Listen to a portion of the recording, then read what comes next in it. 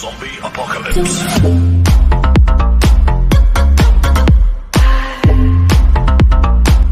Number आया अभी, तुम जा सकती थी।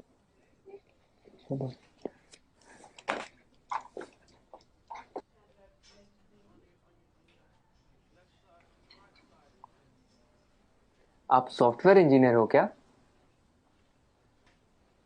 आप लोगों ने देश में कितनी तरक्की लाई है, सब कुछ कितना एडवांस हो गया है। थैंक्स। आप लोगों को देख के तो मैं एकदम हैरान हो जाता हूँ। आप कंप्यूटर में अंदर कुछ कोड करते हो और बाहर दुनिया बदल जाती है। इतना आसान नहीं है दोस्त, ये कुछ कोड का काम नहीं है, काफी मेहनत जाती है इसके पीछे। कॉम्प्लिकेटेड है, काफी कॉम्प्लिकेटेड। वाकई, इसीलिए तो आपको इतनी तनख्वाह मिलती होगी ना? Why does everyone just sees the money in it? इसके पीछे की मेहनत कोई नहीं देखता। हम हिंदुस्तानियों की सोच ही छोटी है। Just because मैं पूरा दिन एसी ऑफिस में होता हूँ और ऑब्वियसली मुझे पसीना तो आता ही नहीं होगा, राइट? आप लोगों को ताकत यूज करनी होती है, हमें दिमाग लगाना होता है। ये बाल सफेद ऐसे ही नहीं होते। Let me give you an example. वो ECG मशीन देखो, सब कुछ कंप्यूटराइज्ड है। आपके बॉडी में क्या क्या चल रहा है सब कंप्यूटर से निकाल सकते हैं। प्लेन की, ट्रेन की, लाखों रिजर्वेशन ऑनलाइन होती है। बैंक के ट्रांजैक्शन सब एक सिंगल डेटाबेस में। Data integrity, locking, data security. कुछ आइडिया ये सब डिजाइन करना कितना कॉम्प्लिकेटेड है? और आप कह रहे कि कोडिंग करना आसान है। आप ये सब कोड करना जानते हो? पहले करता था, अब मैं प्रोजेक्ट मैनेजर हूँ, मेरी टीम सब करती है। ओह, तो अब काम आसान हो गया होगा। इस फील्ड में कुछ आसान नहीं है, जितना ऊपर जाओ उतनी ही रिस्पॉन्सिबिलिटी बढ़ती है, काम बढ़ता है, स्ट्रेस बढ़ता है। कोडिंग और डिजाइनिंग ये फिर भी आसान है, लेकिन अब मुझे पूरी टीम संभालनी पड़ती है। 10 लोगों को हर रोज जवाब देना होता है, क्वालिटी मेंटेन करनी होती है। 2 घंटे ईमेल ना चेक करूं तो लोग पैनिक करने लगते हैं।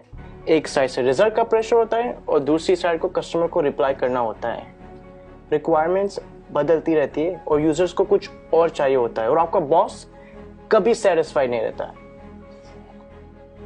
दोस्त, शायद तुम्हें पता नहीं है टेंशन और प्रेशर साथ में हैंडल करना कैसे होता है। मुझे पता है सर, टेंशन और प्रेशर दोनों साथ में हैंडल किया है। 6 साल पहले की बात है। हम लगभग 30 लोग रात के 3 बजे पॉइंट 4875 को कैप्चर करने के लिए बढ़ रहे थे। दुश्मन ऊपर से फायरिंग कर रहा था। अगली गोली किसके नाम पे लिखी थी पता नहीं था। उजाले से पहले हमें वहां पहुंचना था। वक्त काफी कम था हमारे पास। होश तो तब आया जब अगले दिन हम चोटी पर तिरंगा लहरा रहे थे, और तब हम बचे 30 नहीं, 4 लोग थे। आप Subedar Sushant from 13 Jammu and Kashmir Rifles on duty at peak 4875 in Kargil. मुझे बताया गया है कि मेरी टर्म पूरी हो गई है और अब मुझे सॉफ्ट असाइनमेंट का ऑप्शन दिया जाएगा। पर आप ही बताइए सर, काम आसान करने के लिए कोई अपनी ड्यूटी छोड़ सकता है क्या? उस दिन हमारा एक जवान दोस्त बर्फ में जख्मी पड़ा था। उस पर दुश्मन की गोलियां चल रही थी। हम सब बंकर के पीछे छुपे हुए थे। उसे बचाना मेरा कर्तव्य था और मैं उसे बचाने जाने वाला था, मगर मेरे कप्तान ने मना किया और कहा कि तुम नहीं जाओगे। मैंने इस यूनिफॉर्म में सबसे पहली कसम ये ली थी कि देश की सुरक्षा के बाद मेरे आदमियों की सुरक्षा सर्वोपरि है।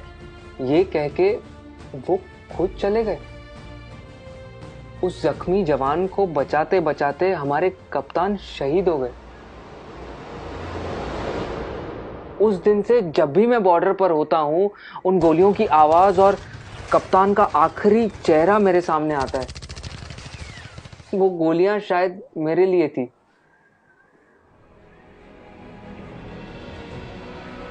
टेंशन और प्रेशर दोनों के साथ काम करना जानता हूं मैं। Sir, can you please go on? Yeah, sure. It was nice meeting you. Thank you for your service. जय हिंद। जय हिंद।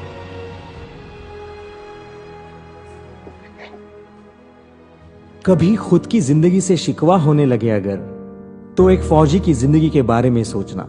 खुद की हर मुश्किल आसान लगेगी। जो खुद की सांसें दांव पर लगाकर पूरे देश की सांसें चलाते हैं, हर वक्त जान हथेली पर होती है, फिर भी हमेशा मुस्कुराते रहते हैं। जिन्होंने डर को भी डराया है और देश के लिए जीना क्या होता है, ये इन सरहद के पहरेदारों ने हमें सिखाया है। तो अगली बार जब कोई चुनौती तुमसे तुम्हारा सुख चैन छीनेगी, तो एक फौजी की जिंदगी के बारे में जरूर सोचना। खुद की हर मुश्किल आसान लगेगी।